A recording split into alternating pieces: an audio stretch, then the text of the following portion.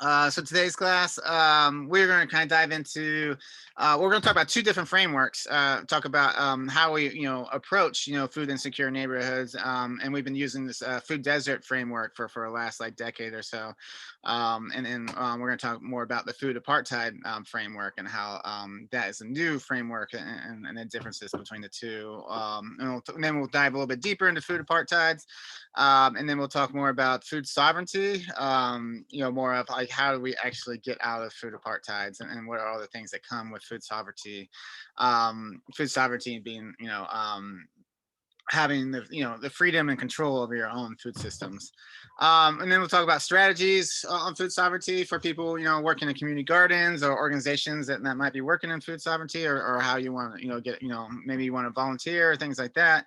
And then we're going to dive into the DC food justice movement and talk about a lot of great organizations, because we're going to, we talk a lot about a lot of big concepts, like white supremacy and like capitalism and patriarchy and colonialism and all this stuff, and it can be overwhelming to be like, how am I going to dismantle all this? But a lot of the times we have to remind ourselves that we don't personally have to figure all this out. There's a lot of great organizations and great people doing great work, and we just need to join them and learn from them, and by helping them, we is someone the best education you can have. So we'll talk about all the different things, organizations that are doing great work in DC. Well, not all, but some good ones. But yeah, let's start out. For first chapter, we're going to talk about food deserts versus food apartheids. So this is a 2016 map of all the grocery stores in DC, and you can see there's tons of grocery stores, west of the Anacostia River. So when we hear the word east of the river, that means east of the Anacostia River. So that's Ward 7 and 8.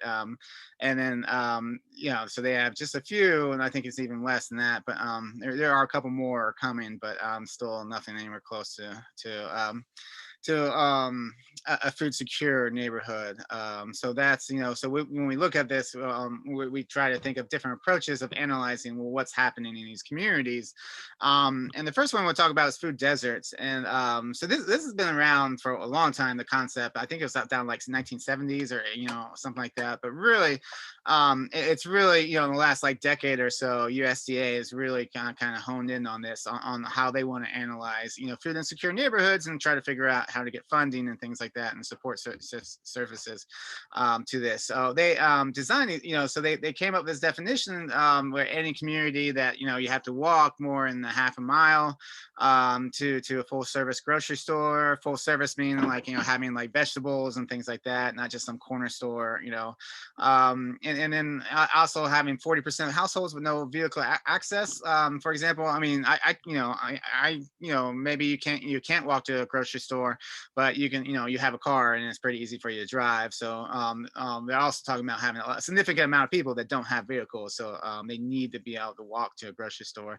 And then the median household income is well below federal poverty line. So so basically, more than half of the community has, cannot walk to the grocery store, has difficulties, big barriers from accessing any kind of grocery store, and a lot of the communities living in poverty or below the poverty line.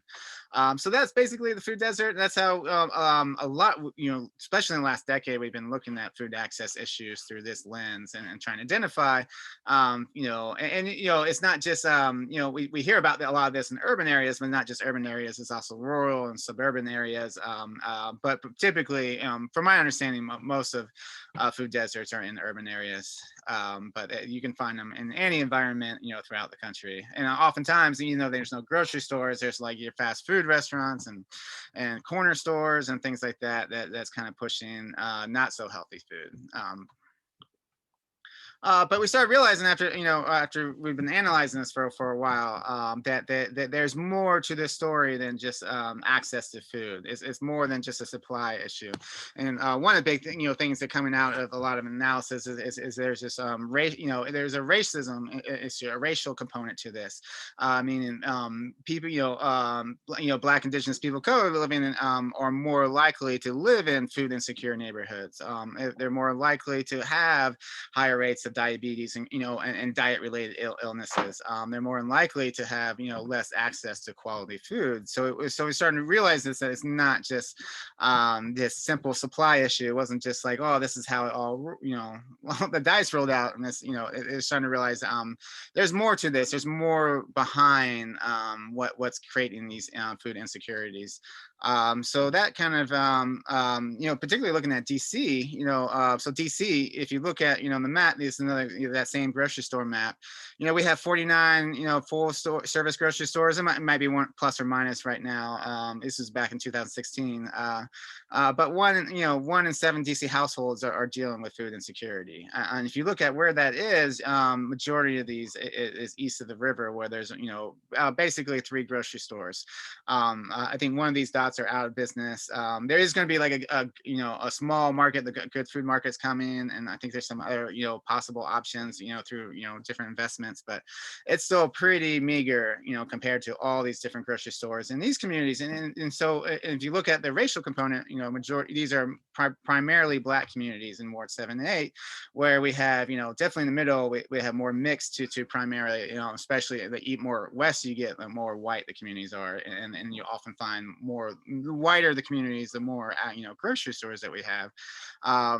And so we look at, like Ward 7 has 2 grocery stores serving 150,000 people. So that's definitely inadequate, and then you look at, east of the river, at the same time, you have a lot of transportation issues. You have a lot of mobility issues through disabilities. So at the same time, it's, even, it's difficult for a lot of people to leave these wards to go to places that actually have, decent grocery stores. And the results of that is, you see these crazy health, disparities where Ward 2 residents, people who live in this area, live 16 times longer than Ward 8 residents. And in Ward 8 residents have 5 times more likely to die from like diet related issues like, diabetes and like a Ward 3 residents.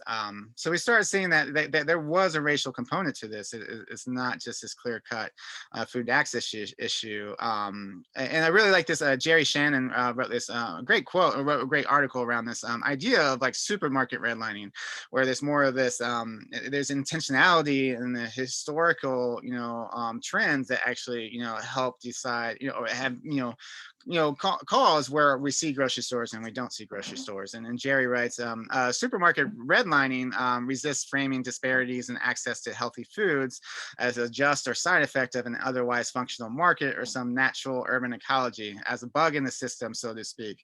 Rather, that highlights how the locational decisions of food retailers are evidence of intentional disinvestment in low-income neighborhoods and communities of color. So this is important to understand, that because a lot of times, like especially with the food deserts, we were treating this at like as like the system's broken. There's something wrong, and these communities don't have food. Let's just get them food, and then problem solved. But instead, we're looking at things like supermarket redlining and starting to these other frameworks. We're starting to realize that it's not that it's not a bug in the system. It is the system. It's been our system for centuries, and this is more of an outcome of our systems. And if we want to change this, we need to think about systemic issues, beyond just like a supply issue. And that's where we really, and just in the last 5 years, a lot of food justice advocates have brought in this new framework called a food apartheid. And apartheid are policies or systems of segregation or discrimination on grounds of race.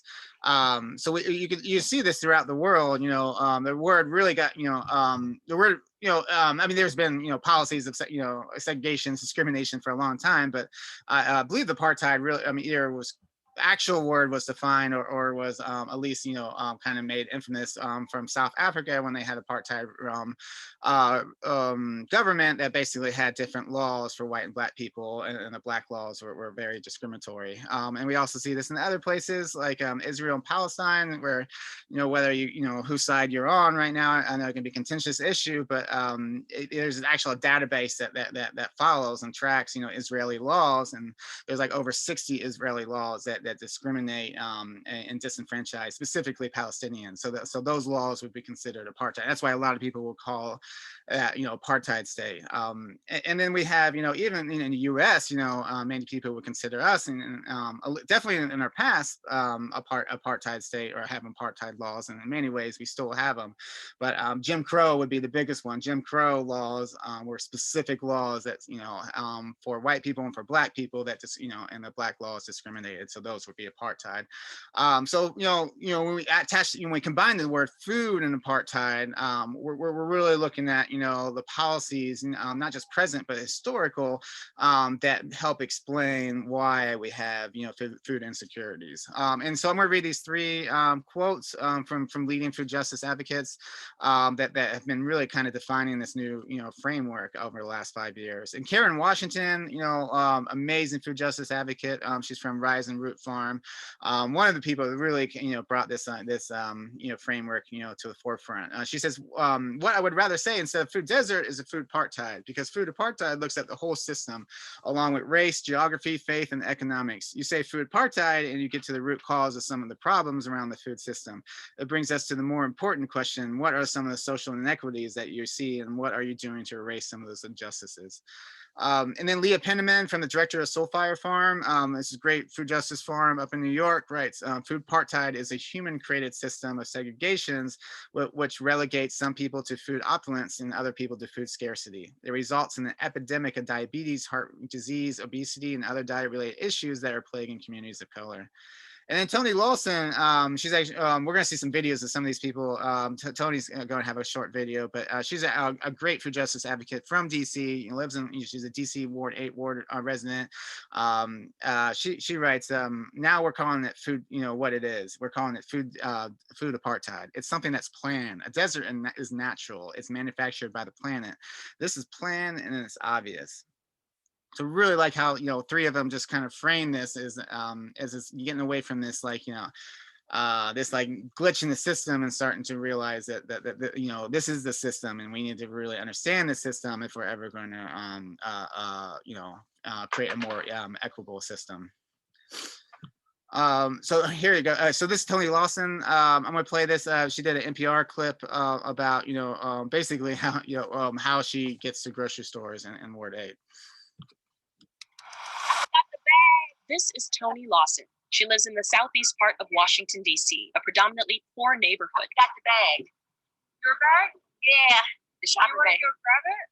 Yeah, because I don't have any money to buy bags. Okay. If, like Toni, you live in a lower income community, have no access to a vehicle, and live more than a half a mile away from the grocery store, you live in a food desert.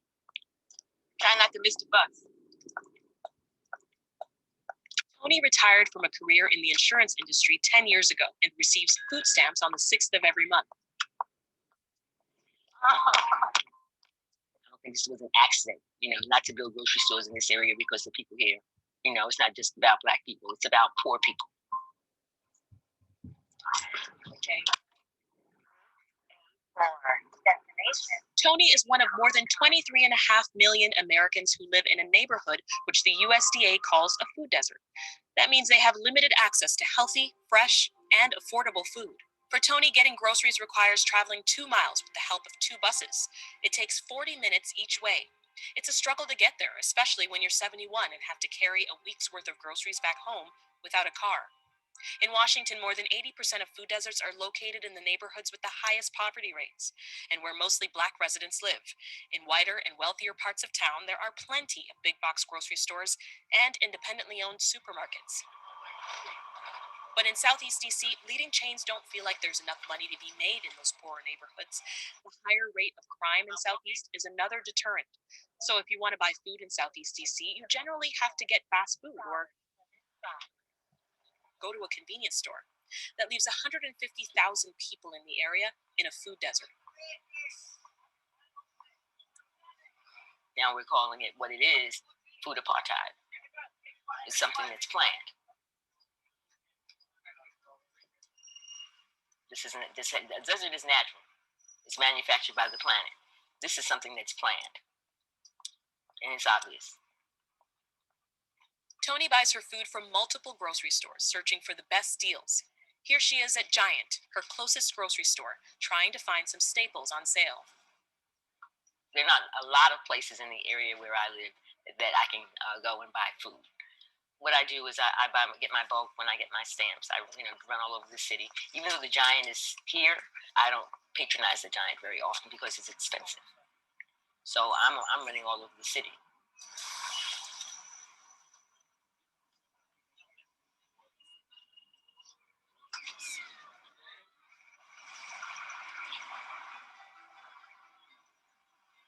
Tony is tired of traveling across the city hunting for food. She wants more healthy food options for everyone in the neighborhood. So she's training to be a community advocate, pressing the DC government to provide incentives that will attract more grocery stores to come here. Her goal is simple. I've been in Ward 8 21 years, and we have not had a full-service supermarket for that entire time. It's always been a break. In my area, I want to see more places for people to shop. For NPR, I'm Sasha Ann Simons in Washington. Right. So that brings us to food apartheid. So kind of like understanding how these communities got to this place and where there is no access to food. And I think a really great book, if you haven't read this book, Ashanti Reese wrote Black Food Geographies. She wrote it for her dissertation. I think she's at University of North Carolina, but she came down to study Deanwood, which is in Ward 7, and she studied the history of Deanwood through a lot. She redid a lot of research through old records, but also an enormous amount of oral history. And this book is a really great read. It's really easy read. A lot of it is just stories and oral histories, but it talks about how in the early 1900s. Deanwood, which was primarily Black community, actually had an enormous amount of food access, much like many Black communities, because of Jim Crow in the South, and also de facto segregation, which was de jure segregation was Jim Crow, is like legal segregation. De facto segregation is like policies, banking policies, housing policies, and things like that. That creates the same type of segregation that Jim Crow would, but we because of that, we had that either de jure or de facto segregation all over the country. It created a lot of Black communities because they were forced to there was only a few options for them to live, such like Deanwood, and because of that they created an enormous amount of well, I wouldn't say because of that, I would say despite that, they created very these self-sustaining communities because there wasn't a whole lot of options because of segregation, because of discrimination back in the day. So instead they created these communities that they actually had an enormous amount of food access. This is a map of Deanwood from early 1900s, and you could see all these little dots are different kinds of food grocery stores. A lot of them were community owned or co-ops. There was a lot of markets.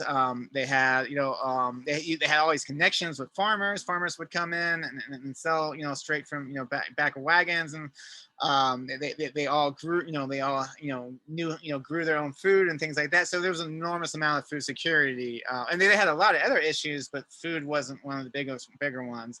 Where if you fast forward today, food is there's still a lot of issues as well in Deanwood, but there's very little food access in Deanwood. There's very little grocery, so this book, Black Food Geographies, kind of went through oral histories on what happened over the last century that allowed that, and I expanded on that with a slide, and it's kind of a lot. I'm just going to kind of go over different going over 6 big trends that happen, and this is really focused on what we call spatial racism, focused on things like housing discrimination and segregation and things like that. We could probably do the same thing with criminal justice systems, with all different kinds of things, but I'm just going to go over this, and then we're going to have some more slides after this where we dive a little bit deeper in each one. But I wanted to kind of put all these trends all together to kind of explain kind of step by step one of the main reasons how we got to these very food insecure neighborhoods from from the 1900s. So starting in the Civil War up until mid 19 until the Civil Rights Act in 1964, we had de jure Jim Crow segregation, and then the rest of the country had de facto as well. And that, like I was saying, forced a lot of, created a lot of Black communities because there was little options to go elsewhere, which created, not just Deanwood, but there was a lot of very, self-sufficient neighborhoods, throughout the country. A lot of them, even like, when we talk about Tulsa, and, a lot of them were actually very, very, very, actually did really well until, white mobs came in. The more successful they were, the more prone they were to white terrorism. But many of them survived, and many of them did really well in the early 1900s. And created these, these self-sufficient, food systems, with lots of community markets and co-ops and farmers markets and connections with local farmers and things like that. But it really was until the 1930s where we had a couple phenomenons happening. First of them was the creation of the supermarket. So the supermarkets was, it was first started in 1930s.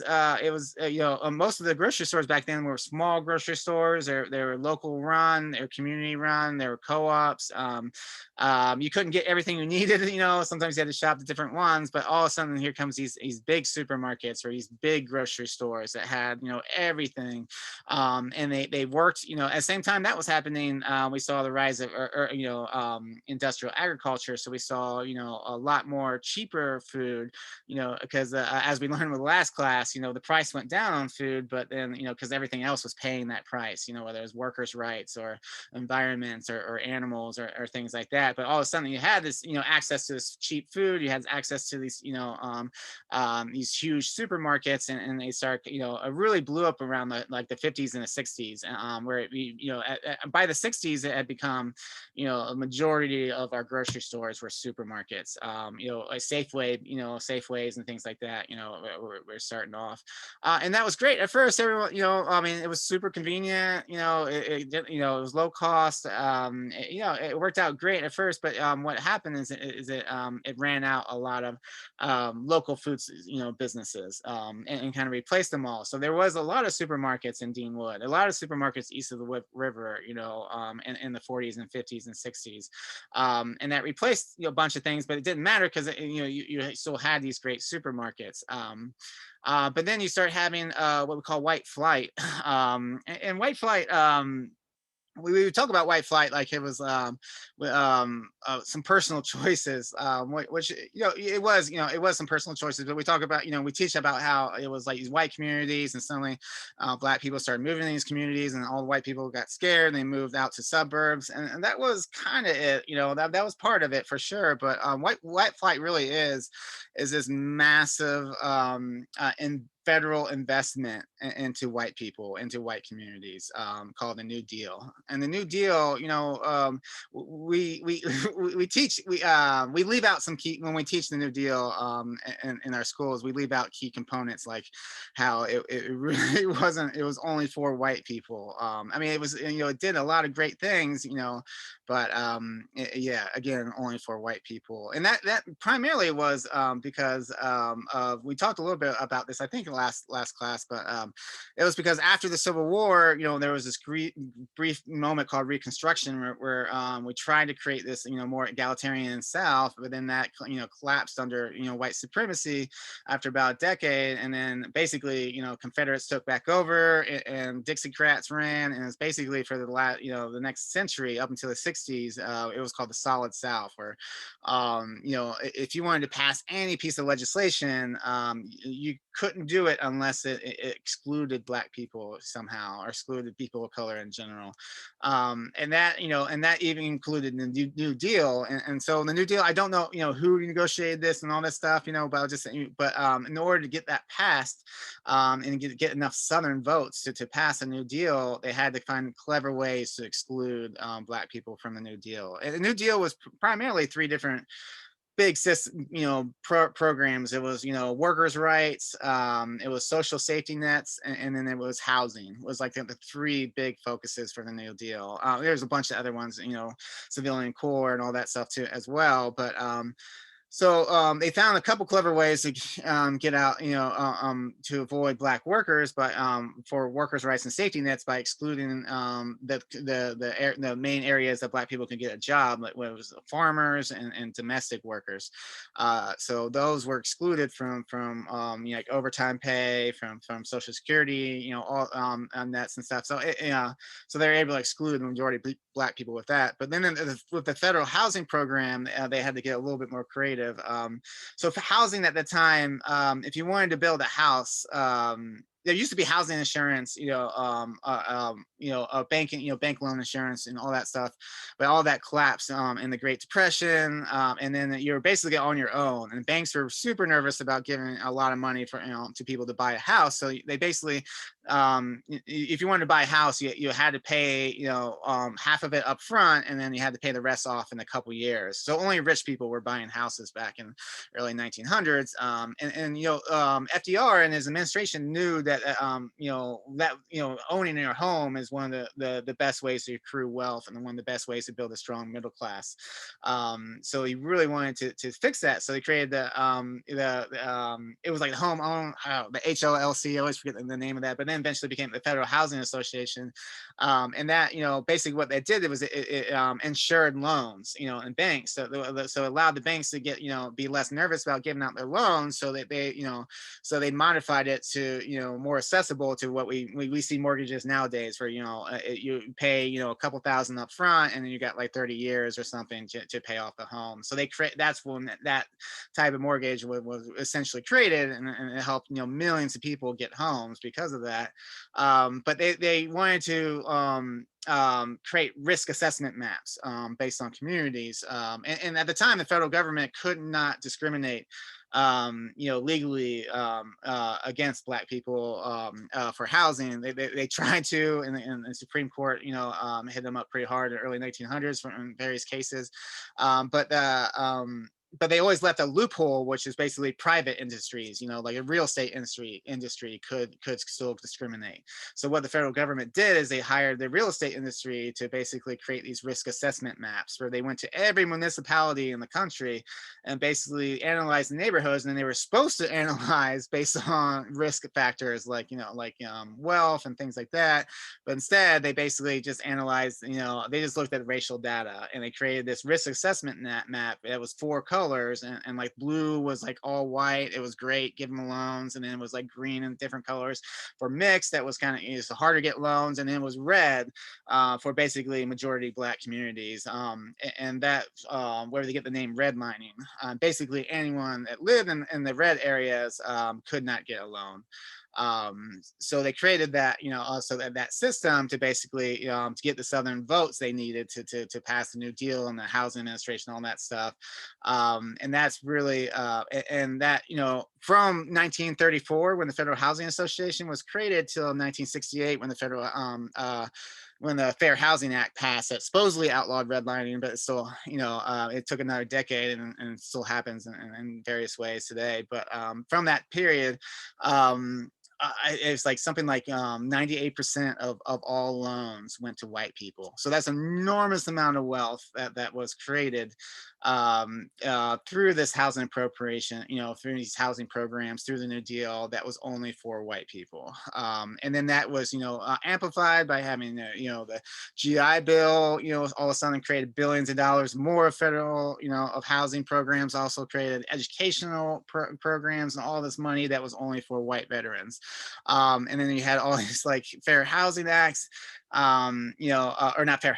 You had all these like redevelopments, highway acts, and I was pouring more money into white communities, building highways while destroying black communities, and all this was happening for like, for half a century, and then And then that's when we talk about white flight, going back to white flight, it's not just that, white people moved to a suburb. It was what white people took all that wealth that was accrued during the New Deal, that was accrued during Jim Crow, that was accrued during slavery, all this generational wealth, and they took it, all that with them to the suburbs. And that's really what the biggest issue was. It's not about diversity. It's about economics. It's about wealth. And they took most of the wealth from these communities, urban areas, and brought it to the suburbs. And that's really, and left the suburbs impoverished, and Black people couldn't follow because of redlining. They couldn't get loans, or various other housing discriminations. And that's crazy. Think about, it's like, like, reading about, it's like something like $1 trillion of wealth was invested into home ownerships during this time period. And that's like, I think about, in my other classes, we talk about, just like what that would look like today. Like, imagine, during the recession, the '08 recession, if our federal government was like, oh man, like what we really need is some, is housing. So imagine if they pumped, $1 trillion of wealth, into white communities, and did that for like, for like 50 years straight, just kept on pumping only into white communities. And then, after 50 years, we passed some legislation saying, not trying to repair the harm, not trying to do reparations, not trying to do, fix any past mistakes, just saying that was wrong. We're not going to do that anymore. Let's just move on and not talk about it. And then we create all these like myths about like Black, communities are just, lazy, or they're just, pulling themselves up their bootstraps, myths, all this other stuff, ignoring the fact that this enormous amount of wealth that was just invested in white communities, and it's being reinvested with every generation. So that's what white flight is. It's very simple to just say, oh, white people just got up and moved away. It's so much more than that. It's and then we fast forward in the 70s and 80s, and we start seeing this, because of white flight, because of, because a lot of these urban areas, a lot of people moved to cities, especially during World War I and World War II, because of factories and all this in industry. And that was a place that anyone could get a job. But then once white people left, industries followed those white people, and they followed a lot of the economic wealth that the white people had. So then we had this period of deindustrialization and disinvestment, where the Black people that were left over in these cities, you saw decades of just disinvestment, of industries leaving, of like, we even had like, benign neglect and stuff, where you see like the Bronx is burning, in New York. They literally just cut all the services to the fire departments and just let, fires go out of control. We saw this huge disinvestment, especially during Reagan's neoliberal time period, where neoliberalism is just like, the market will fix everything, let's cut all social security safety nets and investments and stuff. And we just saw, it was a pretty drastic time. And that is what gets us into what we call supermarket redlining, where all of a sudden these supermarkets are trying to, they're looking out for their best interests. So they're saying, well, what where are we going to make the most money? So then that's when we start seeing, 50s, 60s, 70s, 80s, we see these grocery stores that were in Deanwood that ran out all their local stores. All of a sudden they start moving out to the suburbs, and they start closing down. You can watch, there's all this footage, in the 70s and 80s of people protesting these grocery stores in DC, leaving DC communities, and it's basically leaving them grocery store lists. And then you have, brings us up to today, where you just have this massive what we call racial wealth gap, where the majority of the money in this country is in white people's hands. A white household has 16 times the wealth of a Black household. And then you see, on top of that, you see movements like gentrification and all this, and housing crisis and stuff that's just amplified by this enormous racial wealth gap. And it's just creating more and more poverty, in communities of color, while, creating more and more wealth in white communities. And so I'm going to read this last quote. Ashante kind of summarizes this. She says, as the nation's food system became more industrialized and usurped by the market economy, residents became more dependent on supermarkets, unknowingly contributing to the destabilization of Deanwood's local foodscape. Without the local food practices upon which Deanwood's food security was partially based, the neighborhood's food access was at the mercy of an increasingly transnational food corporations that systemically left Black neighborhoods in favor of suburbs. All of these these changes in food access were embedded in, not separate from, national trends and racial segregation and inequalities that shape access to resources and their opportunities. And I really like that last line because it talks about, all these things that were happening in the last century, from white flight to deindustrialization to all the segregation is all connected to our present and connected to food access in our communities today. So that was all of it kind of I put together, but I want to dive a little bit deeper, and I'm not going to go too deep. These slides are mainly for you all to, if you want to jump a little bit. I'm just going to kind of point out a couple key things around each one of those trends. So starting back with segregation and self-sufficiency. When we talk about segregation, if you look, take any high school history book, open up the chapter to segregation, and the first page you'll see is water fountains, and that's very intentional. I mean, I'm not going to downplay like how crappy it was, that there were separate water fountains, but that was like drops in the bucket. Segregation, especially Jim Crow segregation, was so much more. It was about it was about denying and disenfranchising Black people on every single level, economically, politically, socially. It wasn't just about fountains; it was about hospitals. If you look at the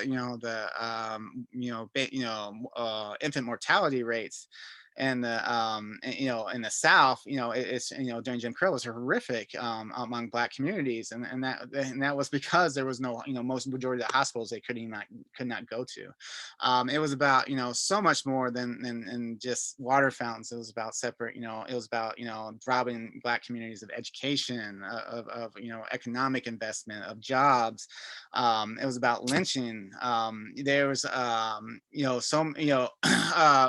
South needed we talked about this last class. The South needed exploited working class, a poor class, in many ways an enslaved and poor class to continue their economy. Their economy was based on it was based on a plantation slave economy. So they still needed Black people to provide their economics. So they created all these systems like Black codes and sharecropping and convict leasing to force Black people into a pseudo slavery, to continue, creating the food systems and the economies in the South, and many times. We use this great whitewash term called the Great Migration, where between the late 1900s or early late 1800s and up until World War II, Black people were we call it migrating, but they were escaping the South. They were escaping horrific of terrorism, disenfranchisement, and many of them were lynched. I mean, the KKK would hang out at these at these train stations, waiting trying to capture people to either bring them back or lynch them because they couldn't. That was like their whole economic base was leaving. Millions of Black people were leaving for the North and the West, believing that it was better off up there. And when they many so Jim Crow, I mean, it was. When thousands of Black people were lynched for a wide variety of different reasons, and that was part of Jim Crow was having keeping Black people off of juries, having all white juries. That even though everyone knew who did the lynching, there was postcards. They would have picnics. Very few people ever got convicted because that was part of the segregation in Jim Crow. Of the South, like I said, it's not just about water fountains. It was about so much more. But so still millions of Black people, escaped the South, to the North and West, thinking it was going to be better because the Jim Crow laws are only in the South. And what they found was de facto segregation. What they found was, just horrific environments as the South was. They found, they were forced to live in horrific housing conditions, forced to send their kids to horrible schools. Had barriers and economically, politically, socially, all over. It's just like in the South, and all of this was enforced by police brutality and police terrorism. Um, so but so that's that's in out of that environment though. That's what created where a lot of Black communities like Deanwood, where they found, they persisted and they created these, because there wasn't any more options, because it was just as bad as this in the North and the West as it was in the South. There wasn't that many options, so they created these self-sustaining communities like Deanwood and like Tulsa and all over the country, like hundreds of these communities.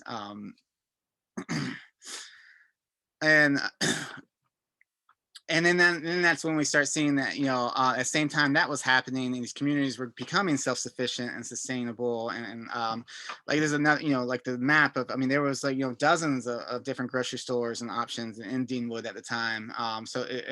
But then like I said, I was talking about, you start having this industrialization of our food systems, one end with the farmers, but the other end with the supermarkets.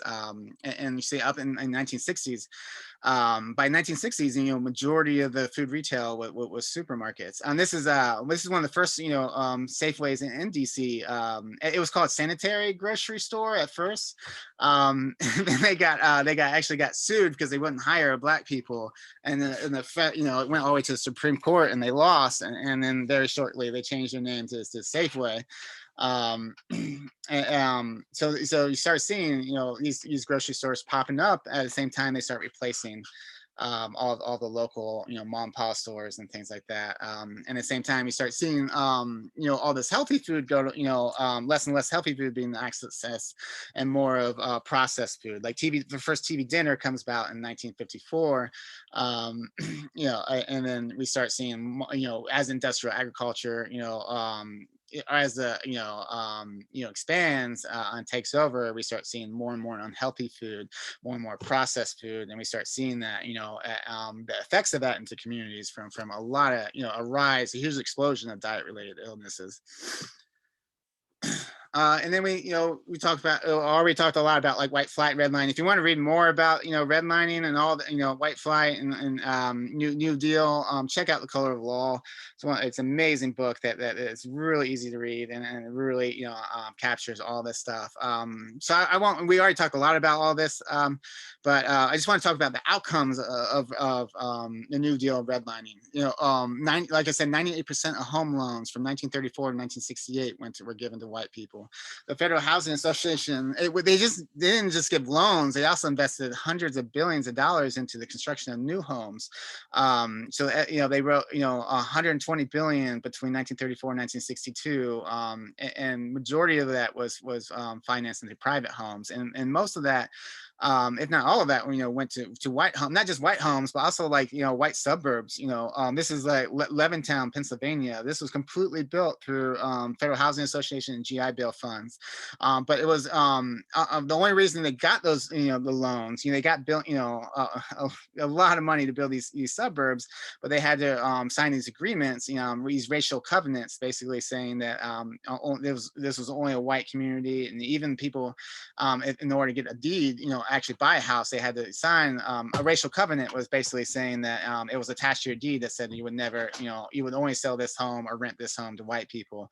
So all this wealth that was being accrued, just, just a second. Okay, I'll be, is mom up there? Okay, sorry, I'm gonna have to take a 2-minute break to help my kid out for a second. If you want to take a quick bathroom break.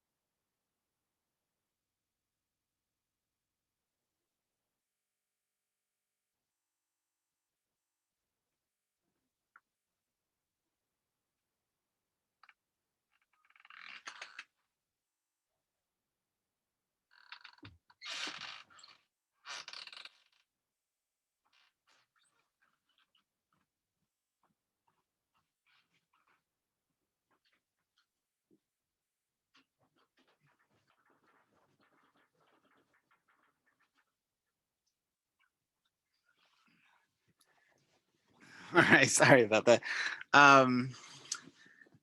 So yeah, so I'm just going to read this last bit by Ibram Kendi wrote this from Stanford Beginning. He wrote, more than 200,000 war veterans used the bill's benefits to buy a farm or start a business. 5 million purchased new homes, and almost 10 million went to college. Between 1944 and 1971, federal spending for former soldiers in this model welfare system totaled over 95 billion. As with a New Deal welfare programs, however, Black veterans faced discrimination that reduced or denied them the benefits. Combined with a New Deal and suburban housing construction and developments that found legal ways to keep Blacks out, the GI Bill gave birth to the white middle class and widened the economic gap between the races and growing disparity. Racists blamed on poor Black fiscal habits. All right. And then we moving into the deindustrialization and disinvestment period. So this was after white flight, after all this wealth, already went to the suburbs, and then you're left with a very impoverished urban, environment. And then you start having this continued, industries leave, disinvestments. They start cutting, social safety nets and social investment programs. And then you have what's called urban redevelopments, which this was like hundreds of developments. Basically, a lot of this came with federal aid, highway acts, where the federal government would pay 90% of the cost to redevelop the whole community. The problem was they would, they used this word blighted oftentimes to describe, oftentimes poor communities that could use investments, but they were generally, Black communities or communities of color, and then they would deem them blighted, and then they would demolish the area, sometimes giving compensation, sometimes not, sometimes just building high-rise public housing and dumping people into it, and that happened. Hundreds of thousands of people throughout the 50s and 60s were displaced, majority of them people of color, and then DC hosted one of the first ones, the Southwest waterfront redevelopment, and this was extremely controversial because at the time DC didn't have a government. They had a hand-picked three panels, three people panel that basically ran the entire city. So they didn't even ask if DC wanted this. They just demolished the Southwest waterfront, which was primarily, there was 23,000 residents. There was 15,000 or 1,500 businesses, but they're mostly Black businesses. So they demolished all of that and then displaced everyone, and then rebuilt a community that was more for white people, and built highways and things like that.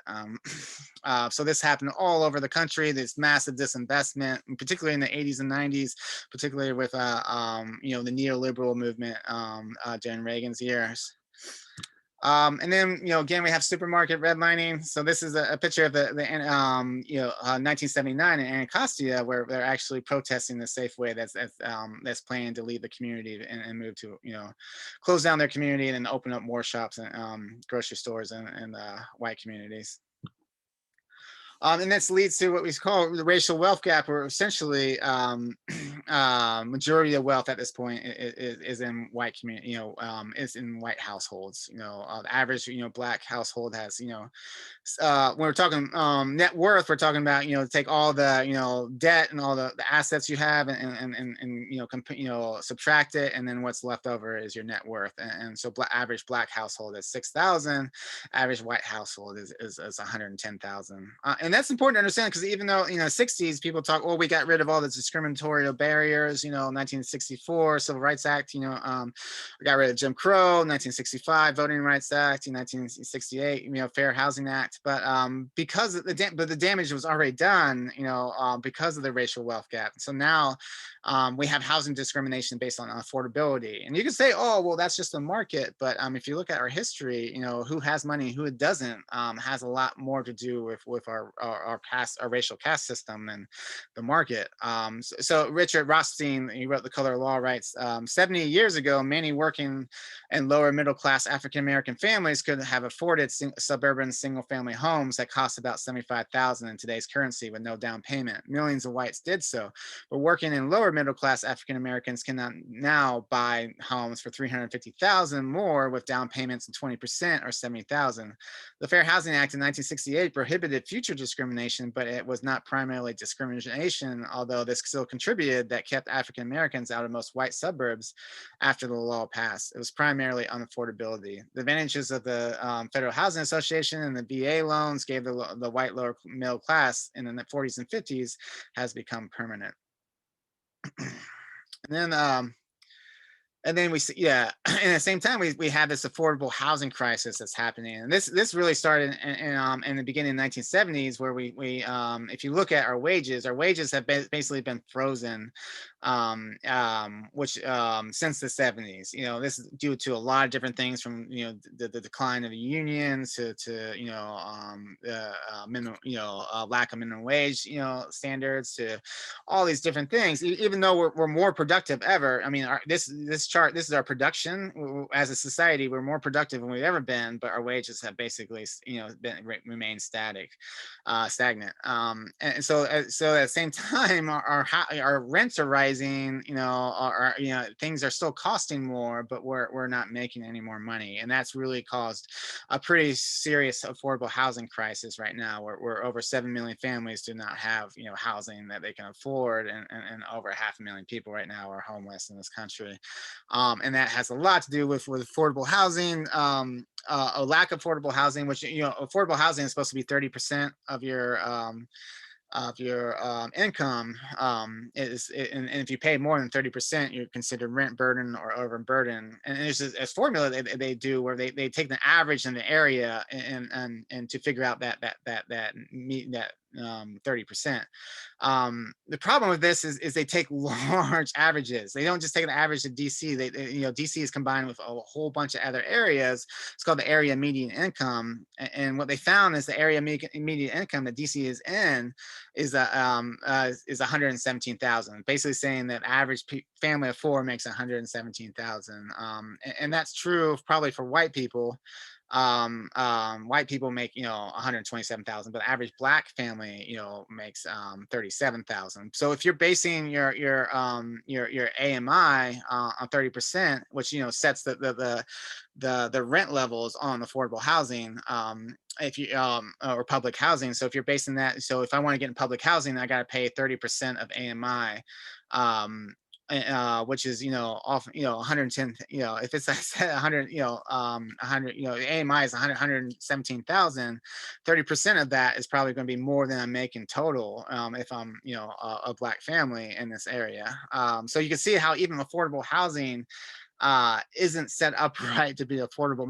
Most poor people can't afford affordable housing as well, because of like formulas and things like this. And also at the same time, if you look at this is the map of affordable housing in DC. If you notice, all affordable housing is east of the river and east of Rock Creek Park. There's none west of the river. And I know at first it seems like, well, yeah, let's put affordable housing in poor communities. But the problem is if you do that, you actually concentrate poverty. What affordable housing is supposed to be decentralized. You're supposed to have it spread out all over. That's what the problem with those big high rises is they just concentrated poor people in a certain area, which was more of a burden on resources, on schools, on hospitals and stuff, and it just creates even more. It's called concentrated poverty, which is even more harmful and hurtful and impossible to get out of. So so we wanted true affordable housing. It would be all over the city, and poor people would be decentralized. But instead, due to a lot of housing variances, like the single family, zoning laws, due to the zoning laws, which there's a whole history behind zoning laws. Zoning laws was created by the Taft administration in the early 1900s as a way to basically zone Black people out of white communities by using things like single family unit zoning. So single family unit zoning is basically all the housing. You can only have individual homes. You can't have apartment complexes. But if you're if you don't have a lot of money, or if you're looking for affordable housing, that's going to be your unit, your family, your apartment complexes. But because all west of Rock Creek are very, rich white neighborhoods that have zoning laws. They say it's, to keep the facade of the communities. But they have these single family units and these density zoning laws, even though they're race neutral, they're used to keep, poor Black people out of these communities. And you can see there's been no, hardly any affordable housing west of Rock Creek, and that is directly to these, these racist zoning laws that claim to be race neutral.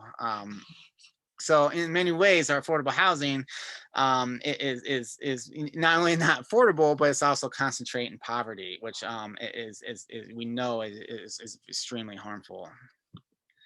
And then that brings us to gentrification, which I believe is the last slide. And then we're going to talk about solutions and things like that. So gentrification, I'm going to start off reading National Community Reinvestment Coalition's definition of gentrification, because this is important, because when we talk about gentrification, a lot of times, and this is very intentional, we think of the hipsters and the coffee shops and yoga, and stuff like that. And I mean, that's part of it, I don't want to, we're all accountable for this. We all can, make decisions that hurt or help these movements. But what gentrification really is local government policies that decide, to invest into certain communities, particularly white communities, and disinvest into other communities, particularly communities of color.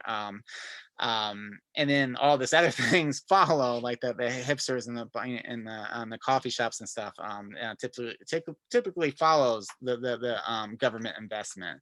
So that's important to really understand, like the roots of gentrification. So the National Community Reinvestment Coalition says gentrification is a powerful force for economic change in our cities, but is often accompanied by extreme and unnecessary cultural displacement. While gentrification increases the value of properties in areas that suffered from prolonged disinvestment, it also results in rising rents, home and property values. As these rising costs reduce the supply of affordable housing, existing residents who are often Black or Hispanic are displaced. This prevents them from benefiting from the economic growth and greater availability of services that come with increased investment. Gentrification presents a challenge to communities that are trying to achieve economic revitalization without disruption that comes with displacement. And that's important to understand, because gentrification isn't just investment into the communities. It's kind of unintentional investments, or even like intentionally harmful investment, by directing which communities get investments or not. We should be able to build communities without displacing people. And we can do that. We have the knowledge and the policies and stuff to do that. It's just whether our local governments choose to do this or not. And the National Community Reinvestment Coalition actually found between 2000 and 2013, they did this massive survey of cities across the country. They found that gentrification was happening in just about every city, and at alarming rates in many cities as well. So this isn't just a DC thing, but what they found is in this time period, in the first decade of 2000, DC had the highest gentrifying neighborhoods, and they analyzed, the percentage of neighborhoods that are gentrifying and also the displacement and stuff, and they found that DC was the highest. We up to like 50% of neighborhoods were experiencing pretty intense gentrification during this time period. You can see in this map where a lot of it was concentrated on it, and something like over 20,000 Black residents were displaced in the first decade of this period, and that's and that was direct displacement. Then you have indirect displacement, where basically, all your networks and resources and everything gets displaced, and you're kind of left, and you end up displacing yourself because you can no longer, it's not your home anymore. So that's even more than 20,000 were displaced that way. And that's important to really understand the history behind that as well. If you really want to understand if you want to understand DC history, read these two books, Chocolate City and Capital Dilemma. They're amazing books that really, talk about things like, what happened in gentrification in DC, because DC is really, we've had multiple phases of gentrification. We had 4 of them. Like, you know, I think it's early 1900s, Georgetown. Georgetown used to be this working class, you know, diverse community that was all, you know, pushed out through gentrification. And then there was like, I think it was like the 40s was like Foggy Bottom, 60s and 70s was maybe, you know, I think it was like Columbia Heights was like later, but there were all these individual, you know, areas that were gentrified, and this newest round of gentrification that's really started in the early 2000s.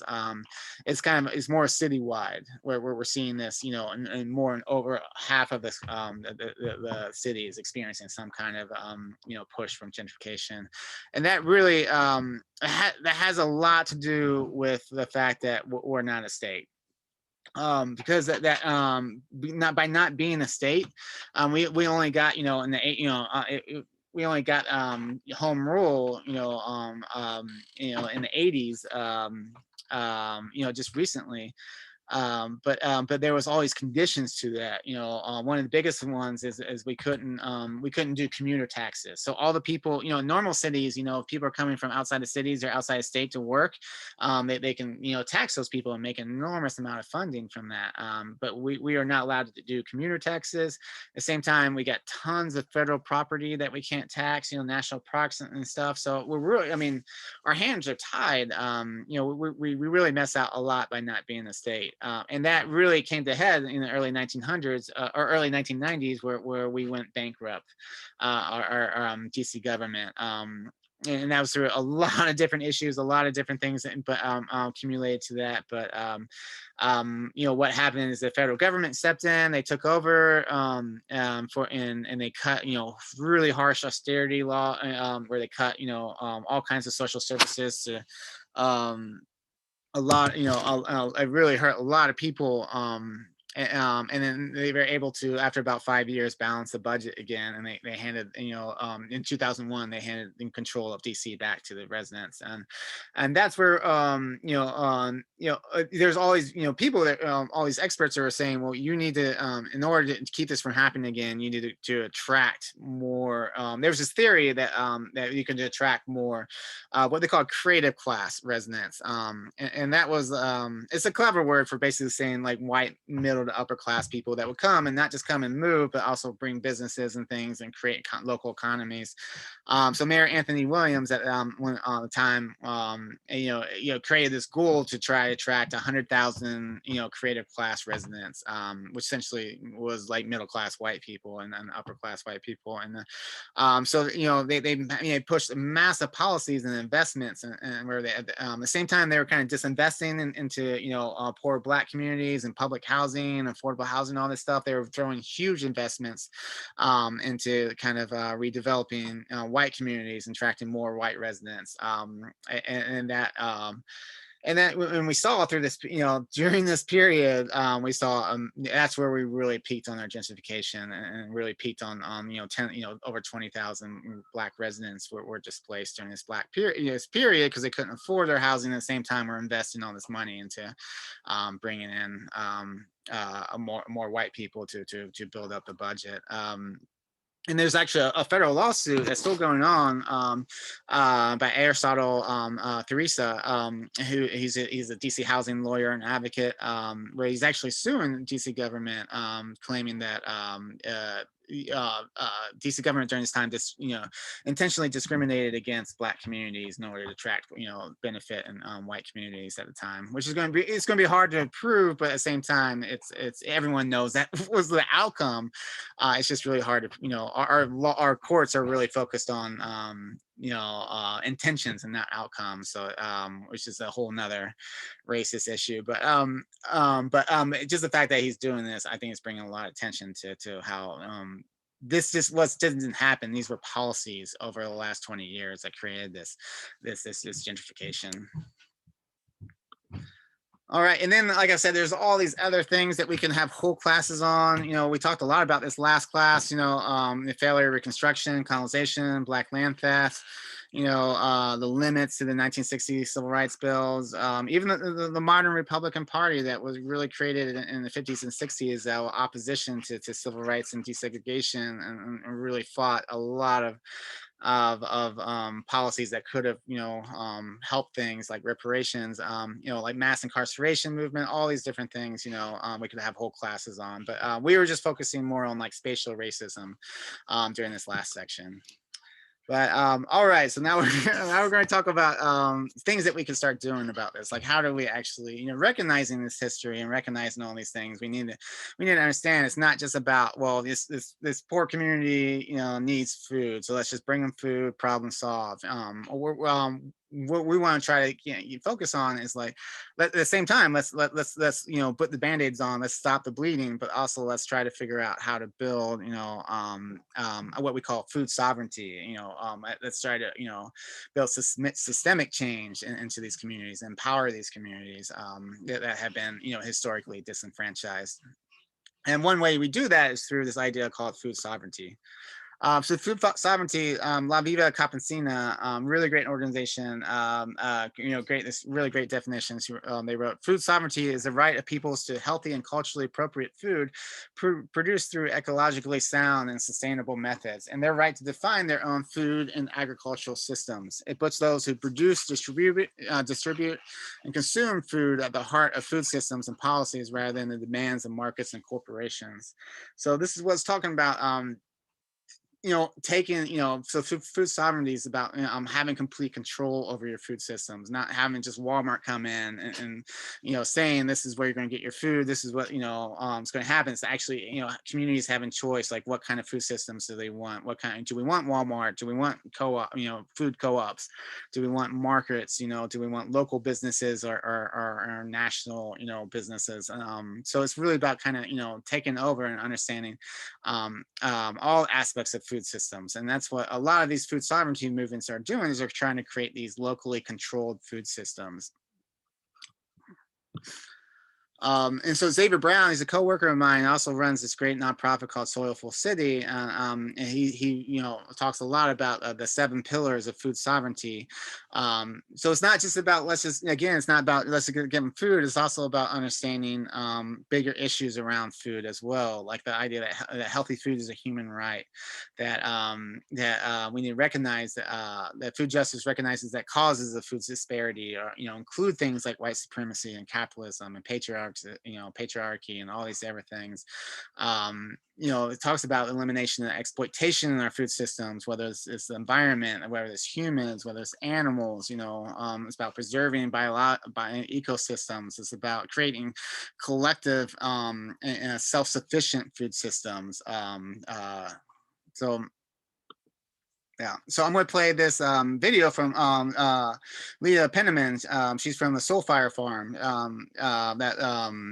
We read a quote from her at the beginning of the Food Apartheid section, but she's got this great farm up in a Soulfire Farm up in New York, and has really been, she wrote this book called Farming While Black, and has really been this great advocate for building food sovereignty in Black communities.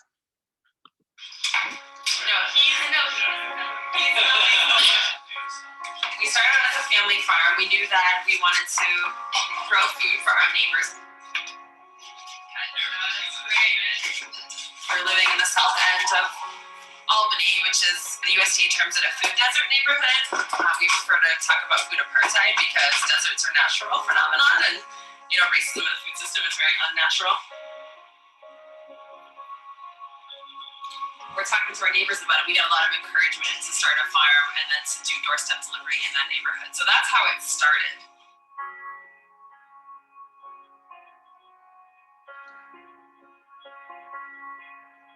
There was demand for training programs that were culturally sensitive for Black and Latino folks, so we kind of developed that. So I feel like we're very much in conversation with the movement and in conversation with our community.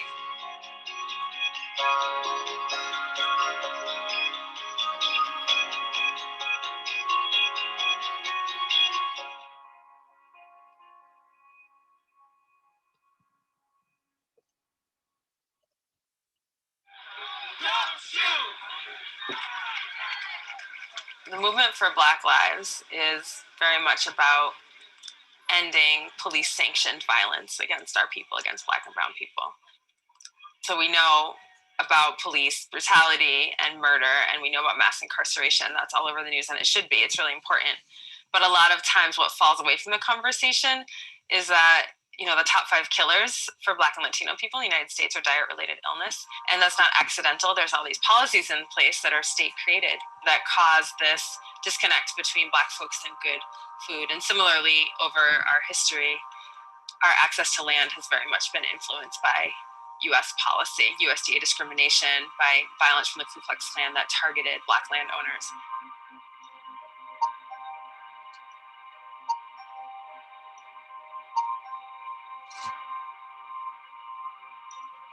In the early 1900s was the peak of Black land ownership. In the 1910 census, Black folks owned and operated about 14% of U.S. farms, and that was at a higher percentage than we made up in the population.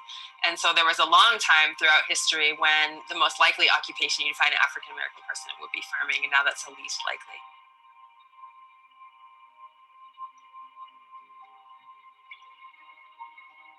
Many of our people have confused the oppression that took place on land with the land itself. And so there's a lot of ancestral, almost cellular trauma that's associated with wild spaces and with land. The truth is that we do all belong to land, and we have a right, to belong to land and reclaim agency in the food system, but there's a healing process that needs to happen. And part of that is knowing our history. It's not so much that we are stepping into this white good food movement, that this has always been our movement, and that history has done its best job to alienate us from land and to tell us that we don't belong and it's not our story, but it's always been our story. And so it's been important for us to, find those anecdotes and evidence of the strength of our people related to land and uplift them. Fannie Lou Hamer's cooperative movement is, now everyone's talking about cooperatives, but that's not new. She was figuring out how to pull money to get kids into college and to buy a new tractor and to pay people's burial expenses and share land and share barns, a long time ago. And maintain the plant too. Clear the whole, all the lower leaves. Somebody's getting busy here. He's this stuff. So our programming has grown a lot faster than our capacity to manage it. So when we have apprentices here or when we have training groups here, they literally sleep on the floor of our house or camp out. And then when it rains, the camp out people come and sleep more on the floor of our house. So we are trying to expand our infrastructure so that we don't have to turn anyone away who wants to learn how to farm and work for food justice. So this is our latest project. We did a crowdfunding campaign. We're 2/3 of the way there. Our new apprentices will be moving in April, and that's pretty much when the programming season starts. So we have a few months to make it happen. It's a program space and a sleeping space for folks who come for Black and Latino farmers immersion. We have a program next year for white folks who are interested in undoing racism in the food system. So we have a lot of programs, and there's a need for comfortable, warm, dry space, and so that's what this area is going to serve.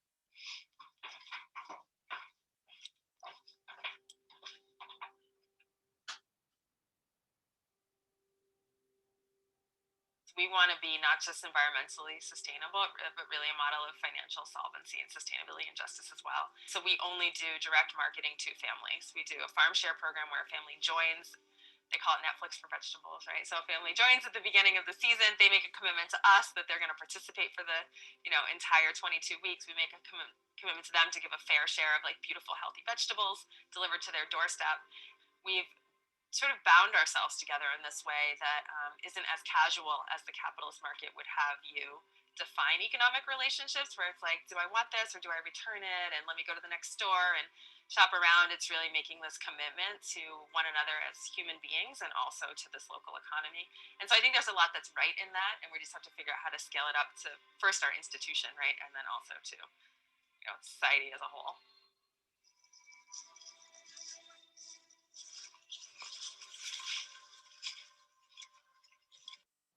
So end it there, but a really amazing organization, and they come around and do a lot of different training, food justice trainings, and they come to DC quite often as well. So now let's talk more about food sovereignty and strategies and how we can actually, let's say if you're working in a community garden, how can you what are strategies you can use to better include the community, or if you're doing projects in poor communities around food security, or even at your work, so there's a lot of different strategies, organizational strategies that can happen.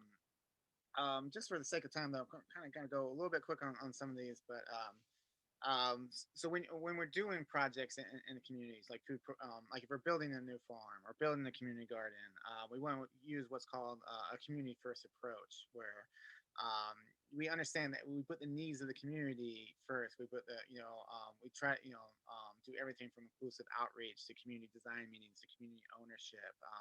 The idea of you're creating a community resource that with the hopes that the community, can, in some aspects take over someday. So trying to avoid things like white saviorism and gatekeeping and things like that. But it's important to understand, especially if you're not from these communities, it's important to understand the communities as much as possible.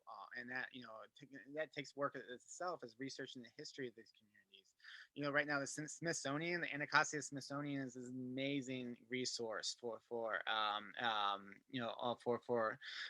the last century of history of DC, particularly around. They had an exhibit last year called "Right to the City," all about the housing movement, advocates and movement and movements that's happened in the last century. And now they have a new one that's opened up, and you actually can see a lot of it, a lot of the exhibits outside because of COVID. But it's more about the history of food access and food, different food movements. But it's really about understanding. Do your research in the cities, understand, the trends that they've been going through for over the last century.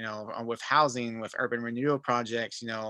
Understand, oral history, research these campaigns and understand the social trends and find out, the organizations working in these communities and work with them and to understand these communities as best as possible. um, big thing is about community ownership on every level. When you're building these projects, make sure you have community members, as leaderships design. You're not just don't just go into these communities and create a project using people from outside the community. Include them in every single possible level, and also include, checks and balances to, ways that people can, the community can actually stop you from doing things and actually can give you feedback and actually can help you, solve, any issues that you're having. And then you really focus on things like community design meetings. We have a lot of meetings when we do new projects where we go in, and they're just like, hey, we're doing this, give us some feedback, and then we come back, and say, hey, we included a little bit of your feedback, but we're still going to do this. So we're really trying to shift away into do these community design meetings where if I'm building a new farm, we'll actually work with the community, where the community can actually, design we can break off into small groups and design these projects, design the programs, design the features that they want to see, and they actually feel much more ownership over it. So when it does, when you do, start to build it and program it, you do have this sense of community involvement and ownership as well. A whole bunch of lessons.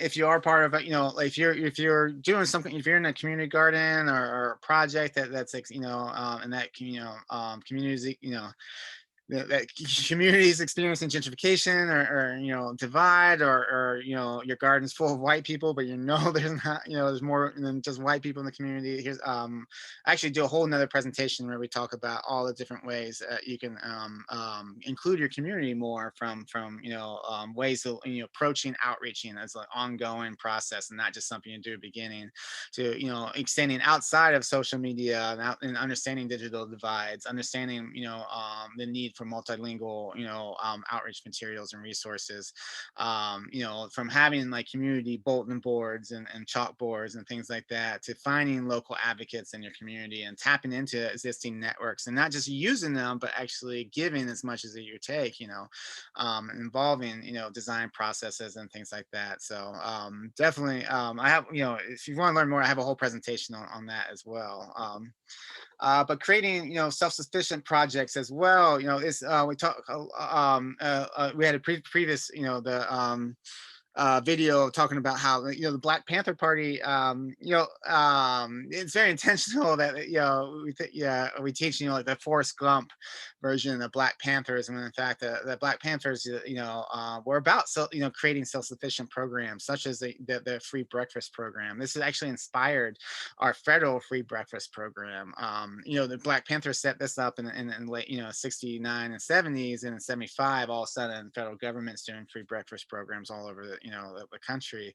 It's about creating these these community-led initiatives that can be sustained by communities. It's also understanding, diversity versus equity. We give way too much emphasis on diversity. I like this quote. Like, it said, diversity asks who's in the room. Equity, responds who's trying to get in the room but can't, and whose presence in the room is under constant threat or erasure. So it's not just about, oh, we did a bunch of community meetings and only white people showed up. Well, I guess that's it's not about, oh, let's work with whoever's here. It's about understanding, well, why aren't people showing up? What are the barriers I'm dealing with? How can I overcome these barriers? Who's not in the room that we need to hear from, and things like that. So that's when you get more into inclusion and equity and things like that. And there's a whole bunch of graphics that kind of highlight that as well. Gatekeeping is a big one. Majority of something like 6.9% of all grants go to communities of color. Less than 8% of philanthropic support goes towards investing in communities of color, and that's oftentimes because of gatekeeping and because of white networks, where resources and jobs and access to funding sources and things like that often comes. It's often shared first in white networks and white organizations, and it very rarely gets into the communities of color, or if it does, it comes with a white organization. So we need to make an effort, especially if we're part of any kind of community that if you have a job, a workplace that contracts community organizations, does community investment, does philanthropy, grant making, things like that. It's so important to really take the time to understand how do we get this wealth into the actual community organizations. This is a really great initiative, and deep initiative. It's all about how to how to actually find and support really amazing organizations of color that are in our food systems all throughout the country. So if you definitely download the report, it's got a lot of great organizations, along with a lot of great ideas on how to not be gatekeepers. And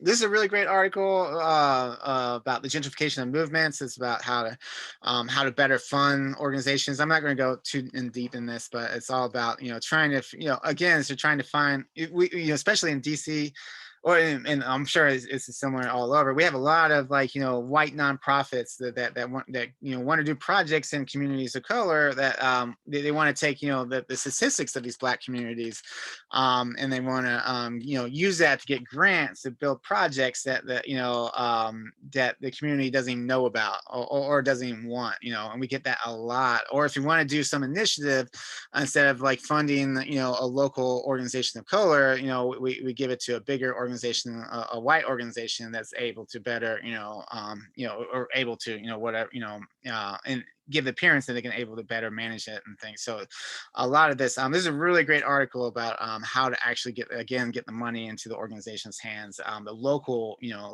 organizations of color, and particularly like women led organizations that can that have are in such a better position to create these food sovereignty and create food systems and local food systems.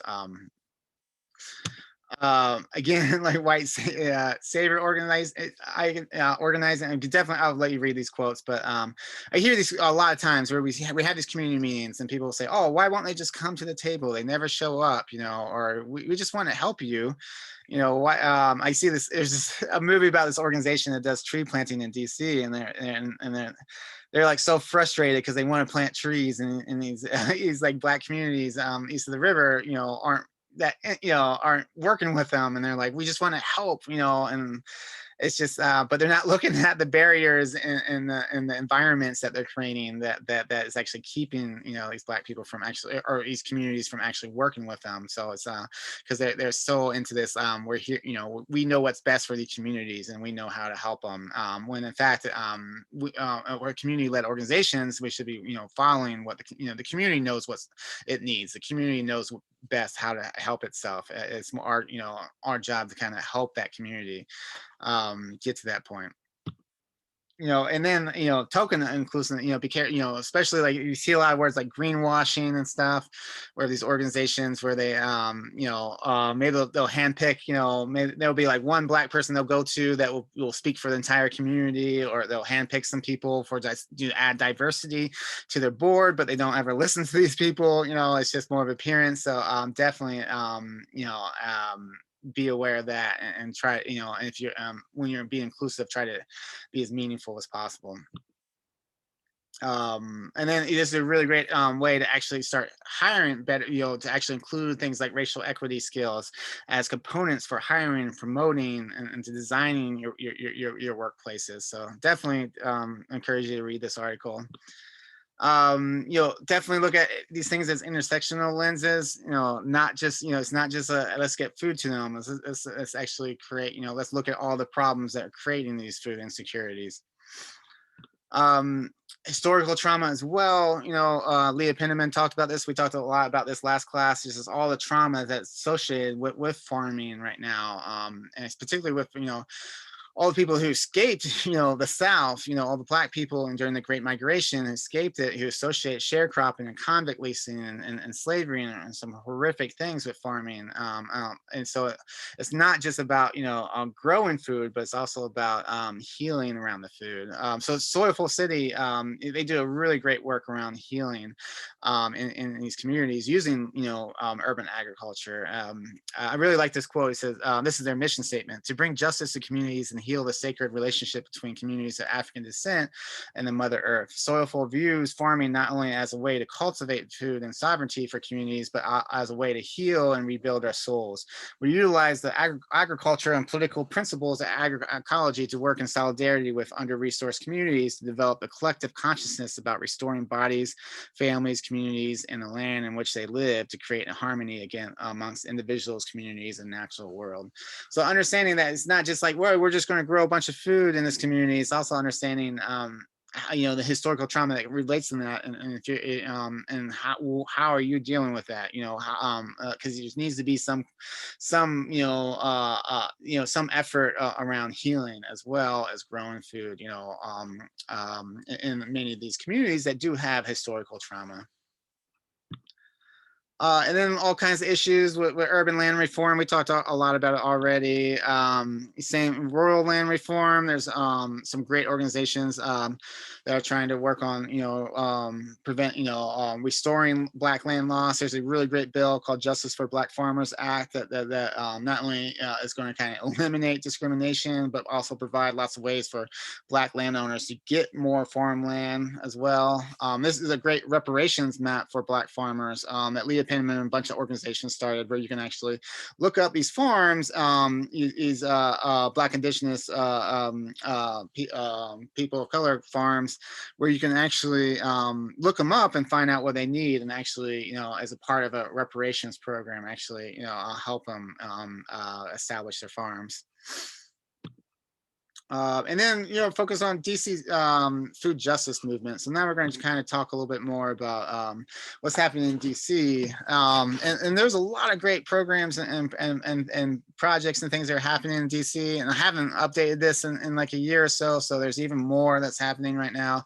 But one thing a big effort that's happening in DC is move to build these local food economies, build food sovereignty through local food economies. And that's with we see a lot of organizations like Dreaming Out Loud and the ARC that are trying to build not only farms, but they're also building, distribution networks. They're building cold storage to, hold the crops before markets. We're trying to build out, community community kitchens where they can actually process and add value, where they can make whole meals out of what they grow. Entrepreneurship they're trying to build market-based economies, cooperative economies, markets and co-ops and all these, it's building a whole food economy on every step. And it's really exciting to see, like Dreaming Out Loud for sure is, they have a farm in Kelly Miller, but they're also working on all these other steps as well. well, to build these, food sovereignty and east of the river. And then you see a lot of organizations like, big ones like building community kitchens and business incubators. And we have, a lot of for-profit ones, but I mean, they're pretty, a lot of people can't afford, that. So there's some really great nonprofit ones that are starting, like Community Crossroads, DC Bilingual, Martha's Table, where they're actually, offering commercial kitchen space and training people to build, create food businesses. We're actually working on, Congress. We're building a new Congress Heights Rec Center, and it's still, we're still in the community, design phase, but we're pushing to do, 1,000 square foot commercial kitchen that we would allow businesses to operate out of, and also a retail space where we would allow, a community food co-op. And the hope is we have rec centers, we have 60 some rec centers in every community. So the hope is we can create these spaces to allow, commercial and community kitchens and food co-ops and things like that through rec centers. And then at the same time, there's been a whole bunch of targeted funding right now that's coming. There's a whole bunch more that especially in the last year, I should have updated this slide. There's been a lot of funding, particularly been put spearheaded by DC Food Policy Council. But they've been able to secure a couple $1 million to invest into building local food businesses and grocery stores east of the river. So there is a lot of effort right now in targeted investment. At the same time, there's community advocacy training. DC Greens and DC Fair Budget Coalition are all working. Like Tony Lawson, it was trained by DC Greens to be a community advocate, and from that position, she's able to advocate the council to fund certain to build invest more funding east of the river. And then and on top of that, it's just like there's all these letting people helping people understand what's out there and all the jobs and grants and stuff, which is why we do the Doug Network newsletter, which reaches about 11,000 people in DC, and we print them out in a lot of different places and libraries and stuff to try to get let people know about all the opportunities that are happening. And then people always ask, well, what can I do personally? So I wrote this this slide. It's kind of 5 steps where everyone can kind of start working on how to beyond just like the working with like urban farms and things like that. I think one of the first things to do is everyone needs to create an alternative to calling the cops plan, because that's one of the biggest consequences right now of gentrification is over policing, and hopefully by now we all realize that calling the cops should be the last resort, and there should be many options before we could call the police. But in the moment you're not going to think of that stuff. So I actually have, you can download these, alternatives to calling the police. There's actually, you can find ones for any cities, but they have DC ones where you can call community mediation lines, mental health lines, things like that before, calling, that and saving the police as the last resort. Also finding organizations, like I said, you don't have to be the one that's dismantling these systems. It's finding organizations that are actually working, that are working to dismantle a lot of the suppressive systems, like housing, like Empower DC, One DC, DC Grassroots Planning Coalition, Fair Budget Coalition. They're working, to reverse a lot of these gentrification, that's happening, and working to fight a lot and for more, affordable housing and things like that. There's a lot of great anti-racism organizations. There's a lot, food sovereignty organizations.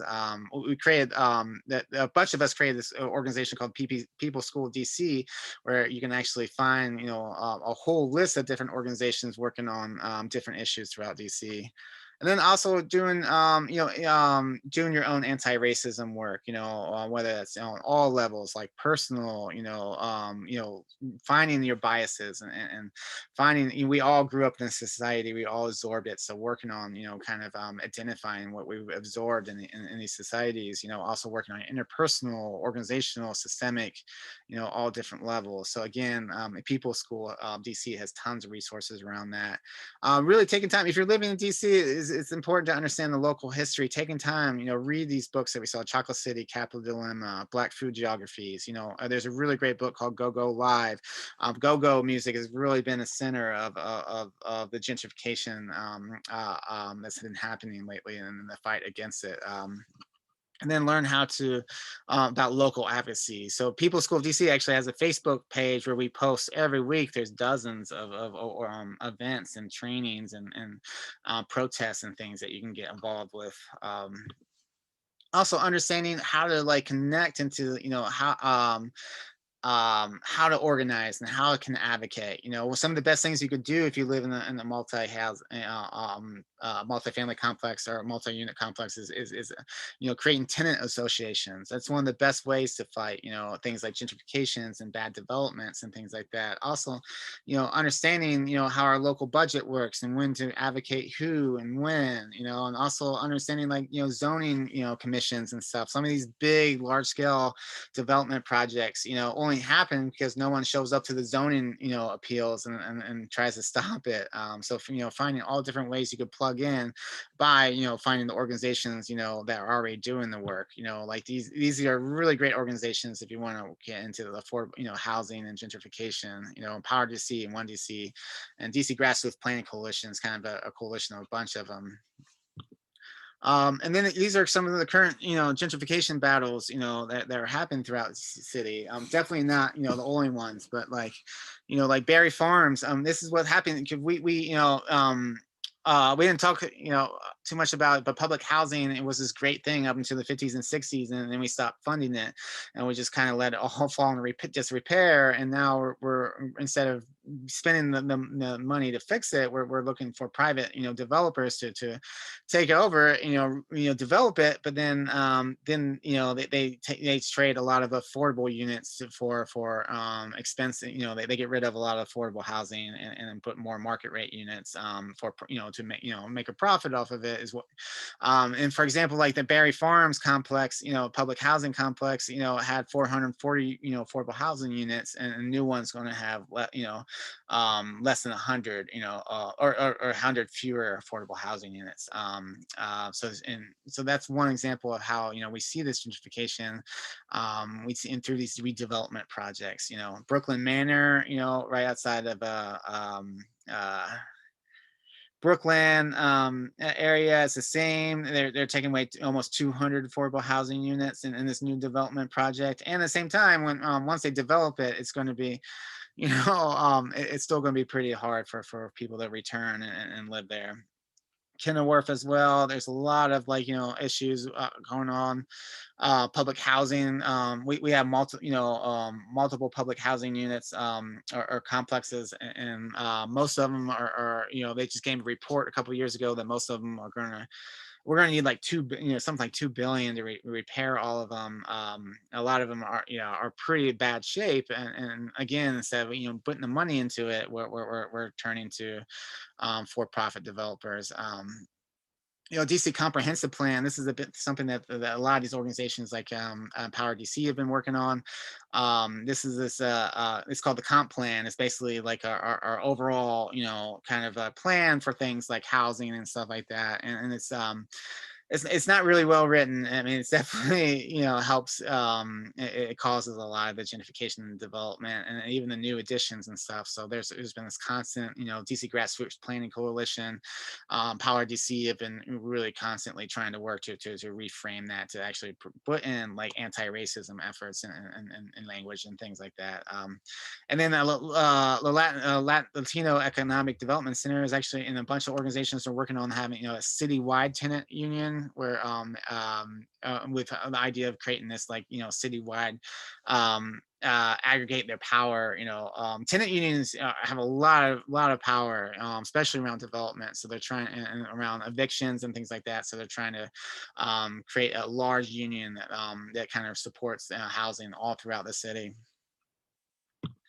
And I know so we actually create, because this could be overwhelming. It's like, where do you get started? So we actually, we created this anti-racism hierarchy on the People's School, where you can actually, if you're feeling overwhelmed, you can kind of try to find some, things to do on your level. The idea is like, if you're just new to this, maybe you just need to, start learning more about this, reading more, challenging your own, self, your white fragility and things like that. And then the idea is to kind of, work your way up to be more, to work in a community level, where you start working with organizations to try try to make a difference. And then, in their personal level, start confronting, friends, family, coworkers, different racist behaviors and things like that. And then the idea is to get up to systemic, where you start working on policies and bigger, systemic issues as well. So it's just one resource, and that's why we wrote the People's School of DC. So if you want to check it out, it's an all volunteer cooperative, and it's a great way to kind of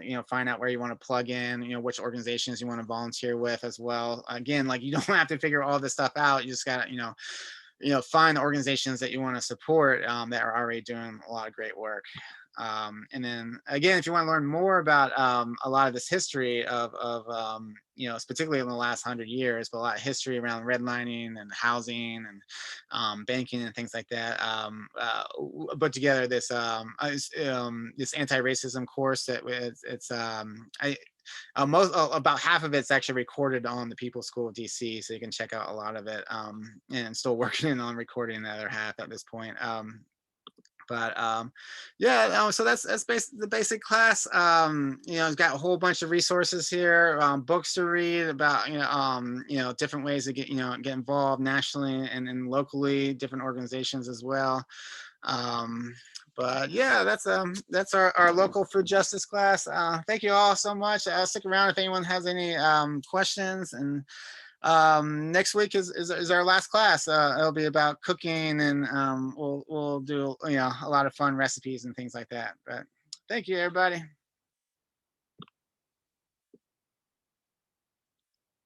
Thank you.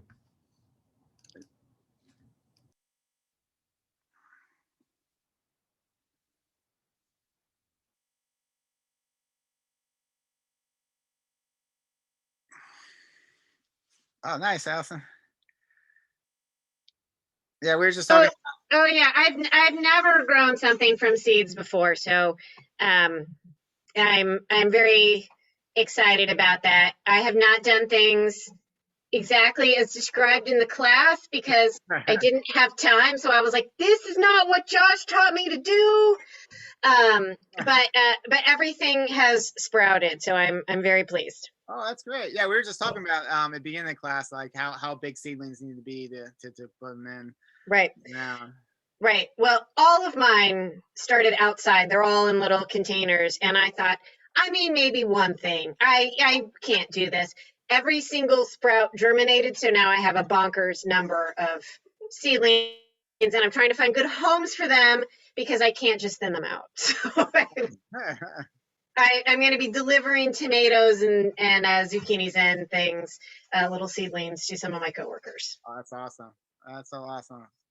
Well, thanks so much for including food justice in these classes. I think that's really meaningful and important.